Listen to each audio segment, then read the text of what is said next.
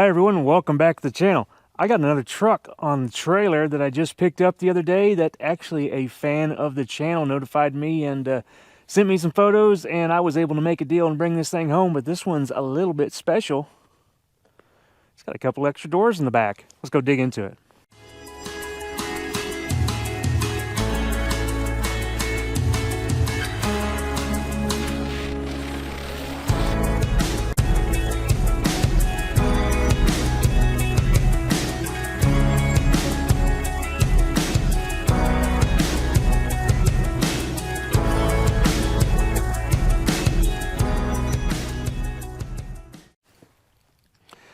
Yeah, so like I said, had an actual fan of the channel contact me about this truck and said they had this project and they are probably never going to get to it, and wondering if I'd be interested in it. And of course, I'm always interested in trucks, and especially a crew cab.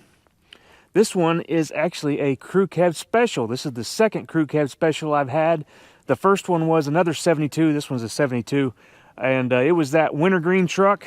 We did a build on it. I had it for a few years and decided I was never going to do a build on it, and just got it running and driving, and put a 390 in it, and got it back on the road after quite a long time, if I remember right. And we sent that one down the road. This one is another crew cab special, and this one's a little bit different than that. It's got a different interior color or package basically, but it's still a crew cab special. Nonetheless, you can barely make out the special on the emblem there on the cow. I haven't decided if this one's in better shape or worse shape than that wintergreen truck I had. This one is a 3/4 ton, an F-250, where the other one was a 1 ton. So this one has a short bed on the back, where the other one, the 1 ton trucks, are long bed on the crew cabs. So this one has a short bed. Quite a bit of body damage right here on the corner of the bed, but other than that, the cab is pretty darn straight. There is obviously some rust spots you can see from the exterior right there and right there, and it doesn't get any better when you start to look up underneath it. But like I said, it's a crew cab. You can't get picky with these. The main thing is the roof up here is in pretty good shape. So with these crew cabs, that's what you got to worry about. If I can climb up here on the trailer, right up here is a very problematic area with the crew cabs, right above the drip rail. And this one seems to be nice and solid. There is a big whammy on the hood, or the roof right there. That's these things are terrible to get dents out of because it's just a big flat piece of metal. On the other side, there is some body fill on the roof, but I don't think it's hiding any rust. Right here, there's a spot right here. They probably had a big dent. This has actually been repainted. This was originally a Tampi. I'd have to even look at the word to remember how to say it, but it's like a dull yellow. The interior is still that color. Kind of a, I'm not a big fan of the yellow color in here. That's what it originally was, and someone probably didn't like it either and painted the exterior brown. So that's what we have on the exterior, although it hasn't stood the test of time very well. It's starting to peel in a lot of places. But this truck has, for one, been off the road for 20 years, 21 years, or give or take. The last tag on the back is 05, and the story I was told was it was parked due to overheating, and it's set in a property with a whole bunch of junk cars for that long. And I have some pictures here I put in it that the person I got it from had dug it out of a forest. There's trees growing up all around it, right up next to it, and little saplings. Some of them are a little bit bigger than saplings, I guess, but this thing was in there for quite a long time and hadn't moved. But he got it drug out, and I think that was a couple of years ago, and he decided he wasn't going to do anything with it, and wanted to see me do something with it on the channel. So the first thing I do when I look at a truck, obviously, is you got to peek up under here and look at the cab mounts. That is the first thing I do on any bump side truck. And this one, someone has done a at-home repair job with some plate steel and propped up the cab mounts. That cab mount is still kind of together, but the other side is probably the main reason why they did that. The cab was starting to collapse on them. So I peeked up under here and saw that, and I kind of knew what I was in store for. Obviously, you see this hole in the fender, but you can't really go off of that because Even a nice rust-free truck might have a little bit of rust in the fender there. Yeah, the cab brace there is rusted out, and the cab corner is the same. Floor pan right in the middle here is nice, but right where the cab mount sandwich is on it, it's all rotted away and gone. You can actually see the carpet there. So she does have her issues. And another common spot on these crew cabs that I've noticed is right here where the B-pillar is and on the rocker. Because what they did was they just sandwiched two like regular cab rockers together, and there's a plate underneath here that's welded underneath there. And that generally likes to cause rust problems. And if you see here, this bubbling is rust jacking underneath the rocker there. My Ultimate crew cab did the same thing, and I had to repair that. Right here, you can see it on the back where they welded it back into the back pillar here. You can see some of the crew cab special pieces here. These are vinyl door cards that the crew cab specials had. These are not in the best shape, but you can still kind of get an idea of what they look like. They had a wood grain there. They also had the wood grain on the under the gauge cluster, a wood grain gauge cluster, a insulated headliner with the perforated headliner board, carpet firewall pad, and the crew cab specials also got little ashtrays back here. So that's what these are, little ashtrays that the regular crew cabs didn't get. They also got nice plush seats, which the rear one here is in really nice shape. The front one is in decent shape, but it has some tears here on the corner. But I mean, it's together enough you can still sit in it and drive it. So that's all the crew cab special things that this truck still has. But it also has a wood grain tailgate cover. I'm not up to speed enough on these things to know if that is original. I guess it would be, since everything else is kind of like Ranger package. But this wood grain tail panel would be like Ranger XLT trim if it was a regular cab. But there's no such thing as a Ranger crew cab, so I'm not sure if that's original or somebody added that. But nonetheless, it's what we got. And this is a parchment interior code, since that's white, and kind of a tan seat. And also had chrome headliner trim, I guess I could point out. Chrome headliner trim, and then the divider bar for the headliner right there. That was a chrome plastic piece as well, that the regular cab, or the regular crew cabs were just plain white. So this being a crew cab special has a few little fancier things about it. But this one is pretty farm fresh, or field fresh, I guess. It's definitely been sitting for a long time, and just gotten a little bit rough over the years. And like I said, unfortunately, we do have those rust problems. Looks like we got ignition problem here. Our tumbler's sitting out there. We got something going on here. Not sure what's going on there. Got a jump wire. Oh, that's probably for ignition. There's our selector tank for our fuel. It's got some kind of AC. It's not the factory AC, but it does have a Ford logo on the plastic there. So I don't know if it's Ford's add-on AC. Not actually seen this one before, but these add-on ones that go into the dash, there's all different types. So you basically, it's hard to ever get one that's exactly the same as the last one you've seen. Seems like they're all different. It's got a brake controller here on the steering column. They must have been doing some towing with it. The guy that was operating this last, I think, had a landscaping company. I saw some business cards in the other seat over there. Up under the hood, somebody's been in here doing something. It's a little stiff. Oh, it's got a 460 in it. And when I saw this, I knew it was either like a 429 or 460. But if you look down here on the manifold, you can see 460 wrote on it with paint pen like it came out of a junkyard. So this has got some kind of 460 in it. I don't know anything about this other than it's probably a 460. It's got a 4-barrel Holley on it. As you can tell, it's got Holley stickers on the hood, so somebody probably put an aftermarket Holley on it and put the stickers on there. It's got DOVE-C heads, if anybody knows what those mean. I'm not really up to speed on my 460 part numbers. It's got rust in the inner fenders there. It's kind of pretty common, especially with something as rusty as this one is. And it's got rust in the core support, but, you know, it is what it is. Here's our AC compressor. It actually looks like the AC compressor is pretty darn new. but I don't know anything about it other than that. It does spin over, so AC might still work. Looks like it's still got R12 caps on it, so I don't think it's been converted, unfortunately. That would be nice.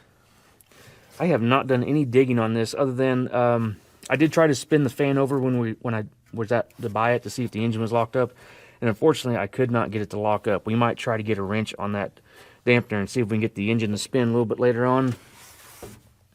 I did notice we have some interesting wiring going on to go with our ignition setup we got. Here's our ground that's just kind of coiled up and bolted to the frame there. That's probably not the best.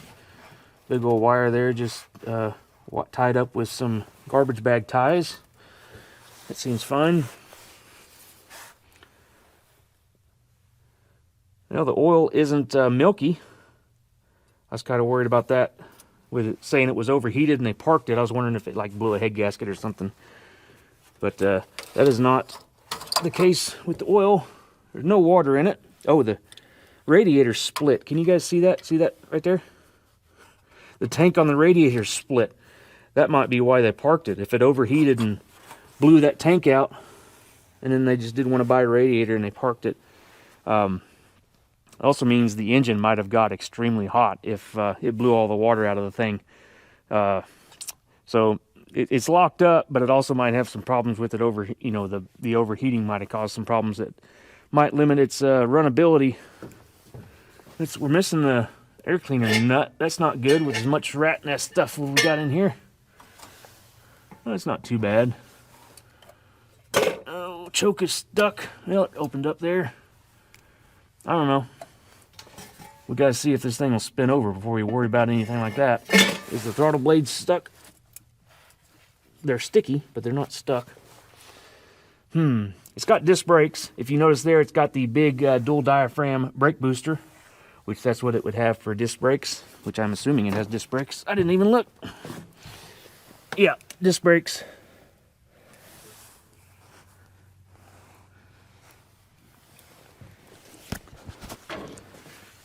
So it does have an automatic, so they would have had to swap out the transmission when they put the 460 in here. I'm guessing it is a C6 automatic here on the column.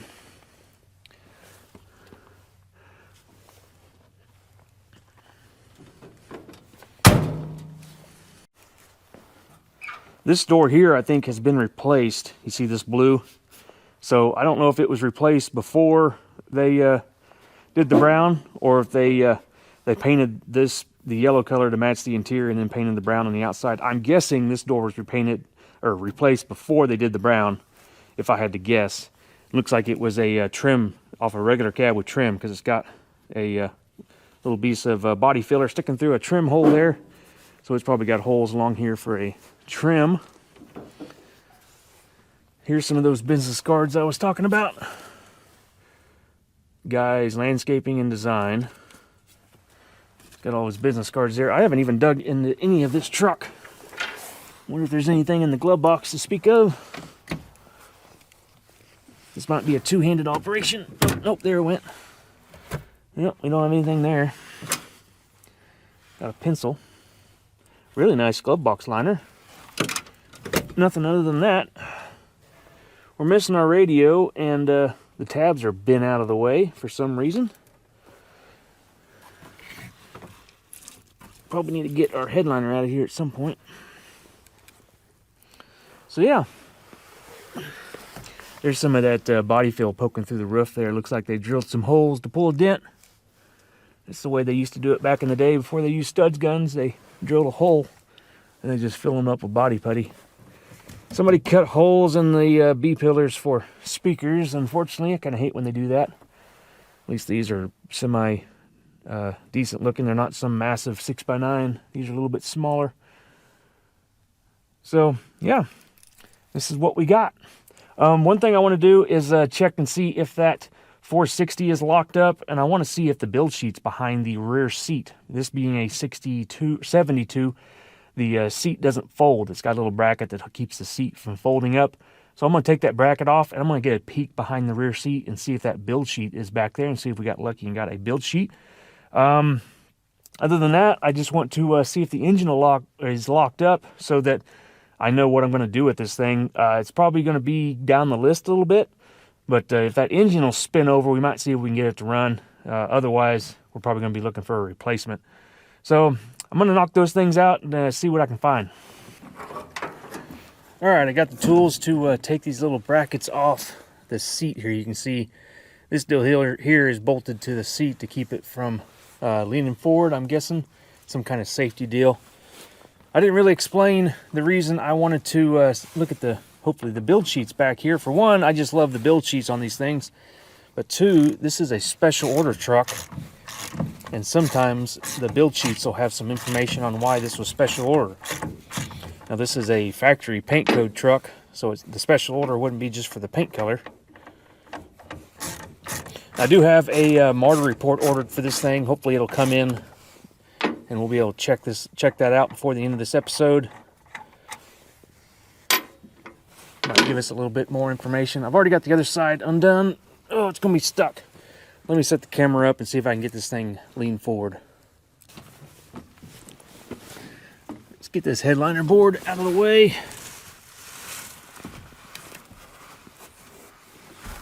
Oh, thing's pretty fragile. I wouldn't mind putting it back up there, but it might be a little too far gone. There we go. No. This seat actually has a back cover on it, which is interesting. I wonder if that means that these are not the original covers. The factory ones, here, let me grab you guys. The factory seats, the factory rear seats do not have a back cover. So, not sure if that's just the way these seats were made or if these are some aftermarket covers. They've also got a zipper down here that I've never seen before on a truck. So maybe these are some aftermarket covers. I've never seen that pattern before, so I guess that would make sense as to why I've never seen that before. So unfortunately, looks like no build sheet back here. We have found them on a crew cab underneath the carpet in the back. I might see if I can pull the carpet up. This looks like it actually has floor mats. I don't know if these are factory. I mean, the carpet looks like it matches, but what the chances are that's factory floor mat for a truck with carpet? I do not know.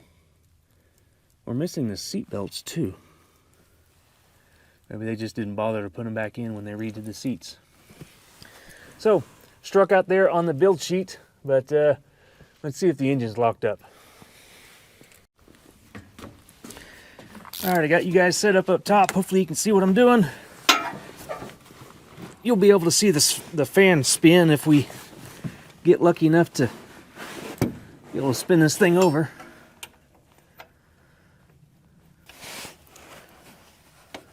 There we go. All right, moment of truth. Oh, no. Oh. I'm guessing we're just going to back the bolt off, but let's try it backwards.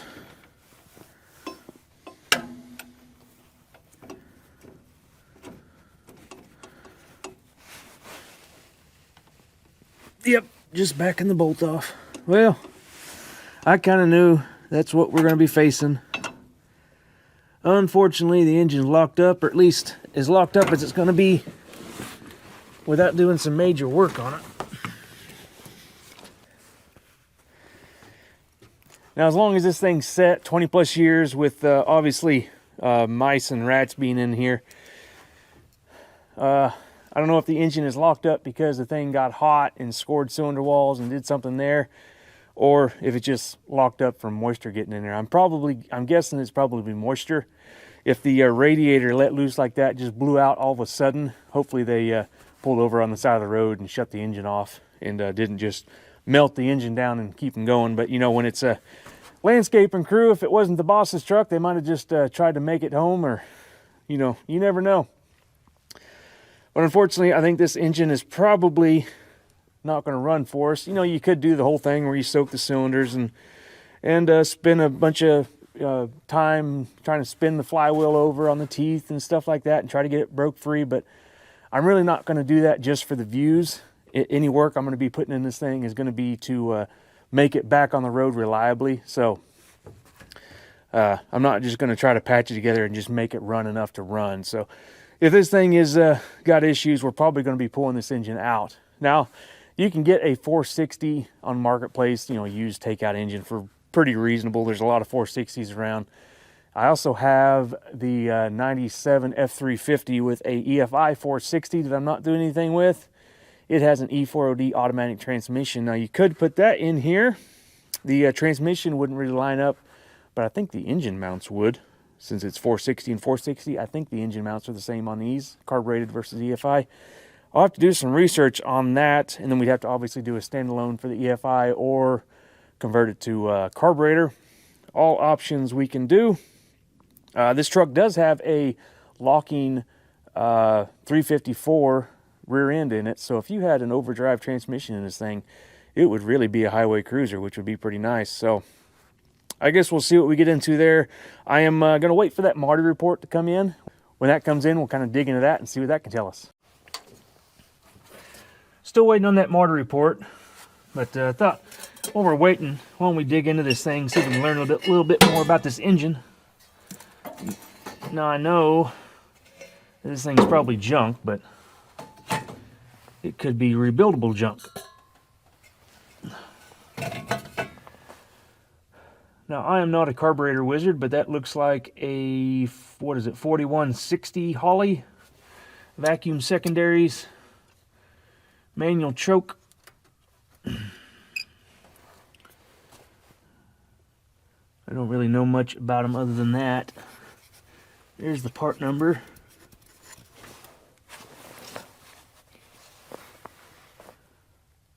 (1850-1). Surely that's not an 850, because it's not like a double pumper.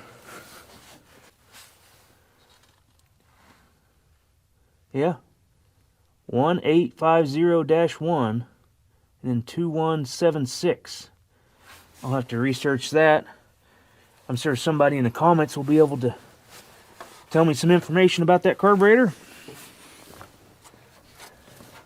I wanted to see if I could see a part number on the intake manifold to maybe learn some more about this truck.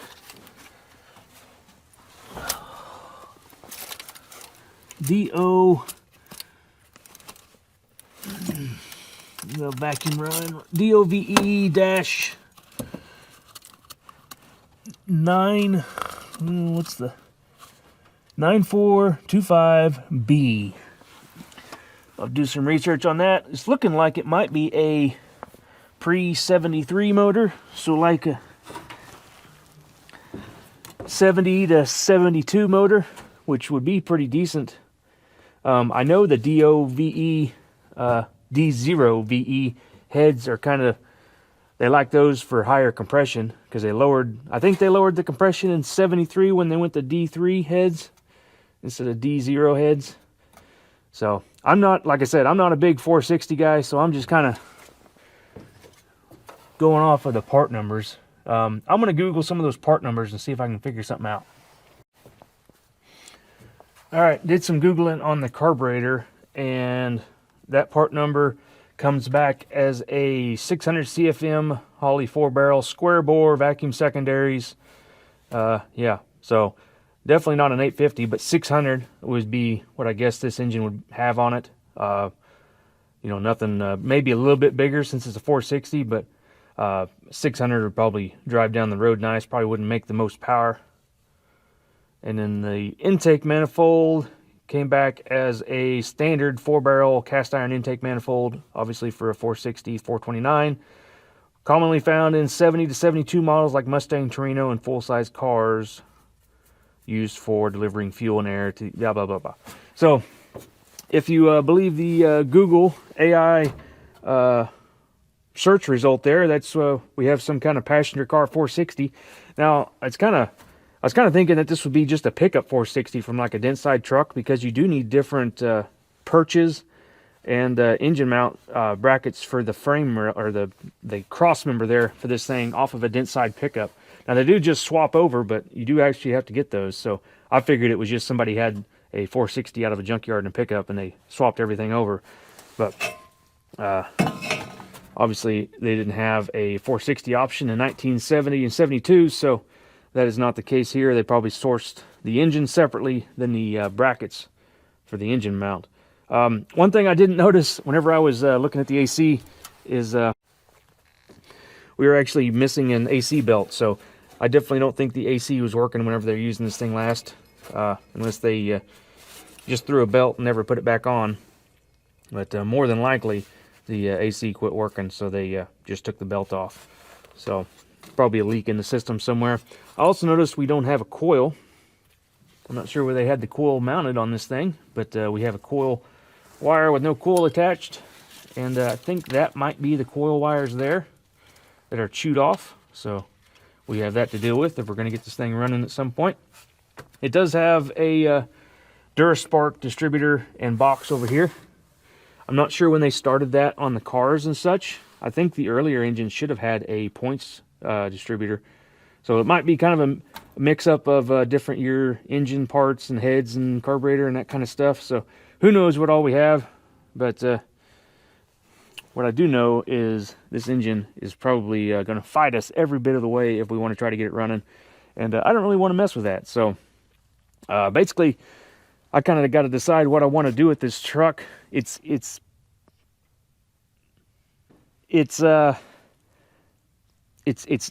nice for a crew cab, but it's rougher than I probably want to deal with building, mainly because I have so many builds underway on this channel right now with crew cabs. We have my ultimate crew cab I still need to finish, which I've been working on it lately. I'll get a video out on that thing sometime in the future for this channel.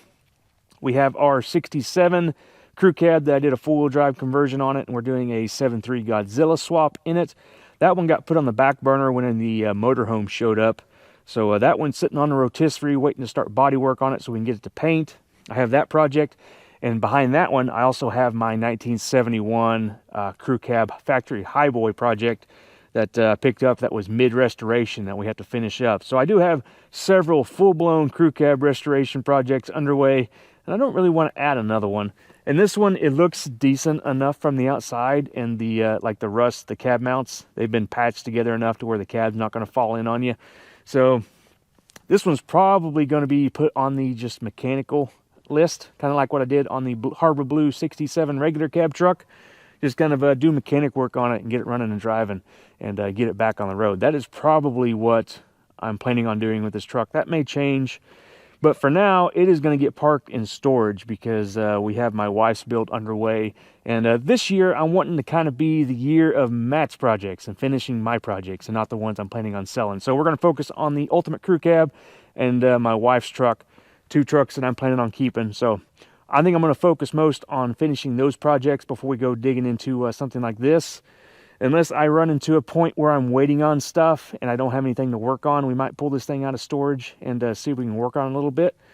But for now, I guess hopefully Marty sends that report over. I did a rush shipping on it. It'll probably show up later this evening. We might have to dig into it tomorrow, but hopefully that Marty report has some stuff we can talk about and some interesting information on this old crew cab. All right, guys, well, I got the Marti report yesterday evening, so I've been looking over this thing today, and there's a few things on this Marti report I wanted to show you. Everything so far isn't too out of the ordinary, other than one thing here I wanted to show you. Let me get out of the wind here. It's getting a little windy today. The main thing is it was sold in Des Moines, Iowa. Now, I thought this was going to be an Oklahoma truck, mainly because I was going off the DSO, which is 52, which is Dallas. So this truck, you know, come from Oklahoma, or I picked it up in Oklahoma anyway, with a Dallas DSO. You kind of assume it was from Oklahoma or somewhere close to that, being that, you know, most of our local trucks come from the Dallas ordering district. But Des Moines, Iowa kind of threw me for a curveball because there's DSOs in Iowa, Davenport. There's DSOs, Kansas City, St. Louis, Omaha. I think all of those would be closer than Dallas to Des Moines. And then I kind of thought, well, I wonder if this was a transfer truck, like some dealer in Oklahoma, Texas, somewhere had this truck, and someone came into the Dewey Ford in Des Moines, Iowa, and said they wanted a crew cab, so they got on and looked around dealerships and found one for them somewhere down here, and they transferred it to that dealership, and that's why it says sold for Dewey Ford, but it was ordered from Dallas Ordering District. So that is just something I came up with. I do not know that for sure. It is kind of unique. I've never really seen that before. Usually that you're not getting a DSO from somewhere far off from where it was sold. Everything else here kind of checks out to what I thought. Nothing here on the options list that's any too crazy. We do have a special trim. Now, I do not know if that is because this is a crew cab special or if there is actually something special on this, and that's why it's a special order. If you see here, the DSO code has 4 extra digits on it, the 0122. That is the special order number. You can see this, it was ordered under special domestic special order number 0122. I don't know if there is something special about the interior that gives it that special trim, or if it's because it's a crew cab special. The other crew cab special I've had did not have that special trim there on the trim line. But because of that special trim, it gives it a 1 of 7 with these paint and trim codes. Other than that, you know, nothing really too crazy. They did make the most crew cabs in '72. And they made the most 3/4 ton crew cabs, 3/4 ton two-wheel drives rather. So this is the most common crew cab configuration you're going to find of all the bump side crew cabs at 2,563 units produced. So other than that, nothing too crazy. I was kind of disappointed that this isn't an Oklahoma truck, because I love having local stuff, you know, local history, and was interested to see where this thing was sold new. But Iowa, I guess, kind of makes sense with all the rust this thing has. It probably spent some time up north and got a little rusty, and I guess had a nice vacation here in Oklahoma for a little bit. Hopefully away from the salt. Oklahoma doesn't really use much salt. Back in the day, I don't think they used much at all. Today, only on the major highways, you'll find a little bit of salt, and we don't get much snow, so they don't put it down very often. So typically, we do pretty good on the rust on these trucks. But this one, you know, didn't escape rust-free, but overall it's a crew cab and it's pretty nice. So I guess now the question is, what do you guys think I should do with it? I don't know.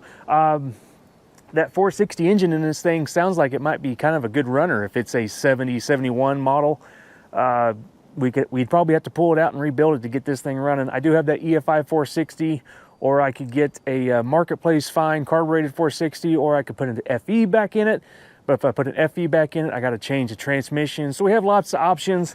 I'm probably going to leave it as is, you know, just kind of do a mechanical, just mechanic work on it, get it back up and running. I don't want to call it a restoration. Kind of like we did on that 67 Harbor Blue truck, where I just kind of did the mechanical work, got it back on the road and left everything as is. That's kind of what I'm thinking on this truck. You know, the paint's pretty subpar. The rust is what it is. And if you start trying to make it too nice, you're just going to really snowball. And like I said earlier in the video, I have all those other projects.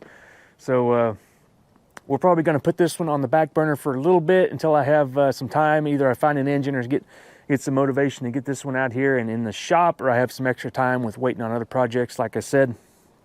So let me know what you guys think should I do with this truck. I know a lot of people are out there looking for builders, you know, trucks to find. They're really hard to find.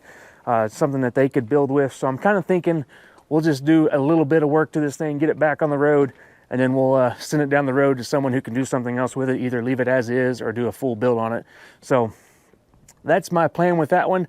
But for now, we're going to do a little bonus on the end of this video and give you an update on that 67 Harbor Blue truck.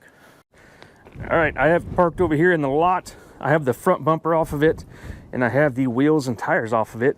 And I have the wheels and tires painted. I have the front bumper painted. Remember, this thing had the yellow stuff all on that bumper, and I couldn't get any of it off. So what I ended up doing was just went over it with a DA, sanded it all off, and I sandblasted the wheels and have them painted in the shop there. They're curing, and I got some new tires in the other shop. Let me show you those.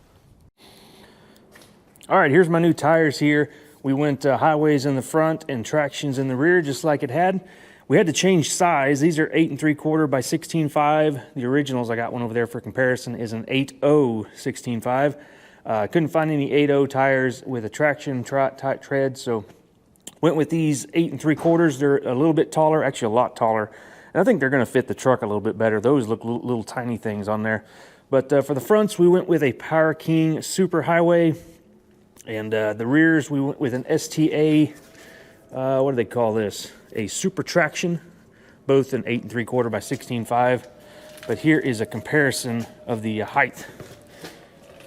You can see, like, there's just no comparison. This thing's like a couple inches taller. So I think these were like 28, and these are almost 31. I think they're 30.6 or something. So big difference there on those tires. Once those wheels get cured up, I'm going to put them on the machine and mount those tires up and get them back on the truck. All right, just got done laying down the epoxy on some hubcaps. Now these are the originals out of the truck, the tall ones. They are the extra tall ones, or 1-ton ones. This is a set of standard ones I had, and I thought while I was doing it I might as well redo this set too, because they were pretty rusty themselves. So just got these in epoxy. They want this to sit at least 12 hours in the temperature range we have here in the shop. So we're going to coat those with the color in the morning or in the afternoon sometime when I get done with chores. Right here is the bumper I redid. We did the same thing, epoxy. I did epoxy yesterday and did this color this morning. This is Corinthian white is what I use on this. I think it matches the originals really nice, the original color. I didn't do, this bumper was tweaked a little bit right here. You can see that. And I didn't mess with fixing any of that for this truck. I don't think it needs it. And really, you can't really tell unless you get really close to it. I was really happy with how well this paint laid out for the amateur that I am. So that bumper turned out really nice. And we have the wheels over here sitting out of the way. They're kind of sitting up here getting cured a little bit before I start putting them on the tire machine. But they turned out nice as well. The other ones over here. And for the color on the hubcaps, I'm doing this Ford silver sheen, satin sheen paint. Hopefully it turns out all right. Here I have some on the this paint stick here. Hopefully that turns out all right, and I have some decals to put on those hubcaps once they get the paint on them. So we'll see how all that turns out, and hope you guys enjoyed this episode on that crew cab we picked up. Let me know down in the comments what you guys would do with it. I've kind of already told you my plan, but that might change. And like I said, it might be a year or so before we see it on the channel again. But when we do, you'll see it right here. So give me a subscribe if you want to see that. Give me a thumbs up if you like this truck. I'll see you guys in the next one. Thanks for watching, guys.